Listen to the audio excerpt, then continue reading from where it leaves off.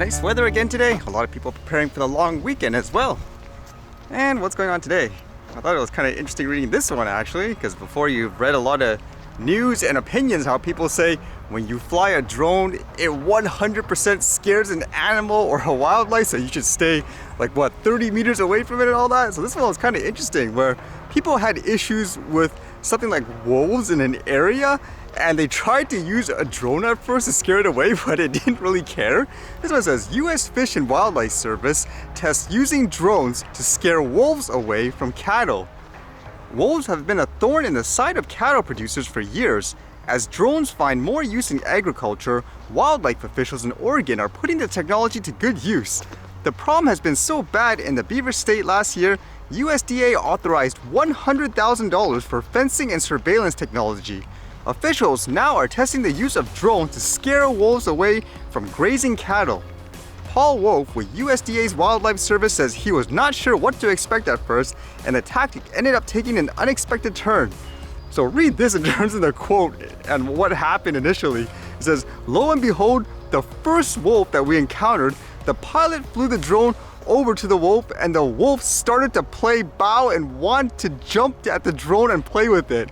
Right away, the pilot, he calls me and says, hey Paul, this is not going to work. This gave us the opportunity to realize that it doesn't work. So by the sounds of it here, they didn't give up. What they did was they attached a loudspeaker to the drone, flew it back to the wolf where initially it reacted the same thing. It seemed like it wanted to play, but as soon as they spoke to the loudspeaker telling it to get out of there, for example, then the wolf started to run away, and they said here, I think we got something. So that sure crushes a narrative, huh? It's just like what some of you guys told me before, where when you see I capture drone footage of wildlife and so forth, you're wondering what the heck? It's not afraid, because ultimately it comes down to what you're using and how, as well as the environment. Are they used to certain things, for example? So anyone going up to anyone saying with a blanket statement, 100% it scares all animals, people flying like a drone, doesn't matter how they're doing it, it's completely false. Like this would give you an example of that as well. To me, it's one of those common sense things, but I guess for some people, you just don't believe it until you actually see it, huh? I would imagine like there too, even without the loudspeaker, if they flew it in a really aggressive way, then I would imagine the wolf would be afraid versus just bringing it up there and saying like, hey, I see you. And with a lot of places banning each other's drone tech just because of things like the war and stuff like that, how about this one? This one says, Russia unveils first portable foldable drone. The Russian company Svaz Spetsakachida unveiled a portable folding drone, Boyets 75, at the Heli Russia International Helicopter Industry Exhibition. The spokesman for the entity, Dmitry Zubarev, highlighted on Friday to the Zvezda channel that the Boyets 75 is a very interesting product without analogs at the moment and is capable of carrying a camera along with an explosive charge. Thus, soldiers can use it as a substitute for the DJI Mavic 3 compact UAV. The drone easily folds into a small box the size of an A4 sheet of paper and fits easily into a backpack. Zubarev stated that in addition to being compact, the UAV stands out for simplicity and speed of assembly. It takes fighters 5 to 10 minutes to assemble it to get it working, he said. The drone is currently being actively tested and used in the Special Operations Zone in eastern Ukraine, to which Svaz Spetsakachida supplied about 10 units of the troops, the spokesperson said. So not surprising overall, where a lot of countries are trying to develop their own drone tech to use versus being reliant on other countries. It makes me wonder too, like in this case, they're saying it's a replacement for the Mavic 3, where obviously the intent of it would be more originally for cinematography purposes.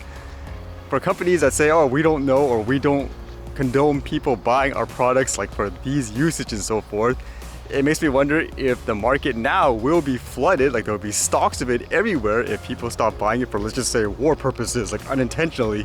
Well, you see price drops actually for these drones from the consumer market.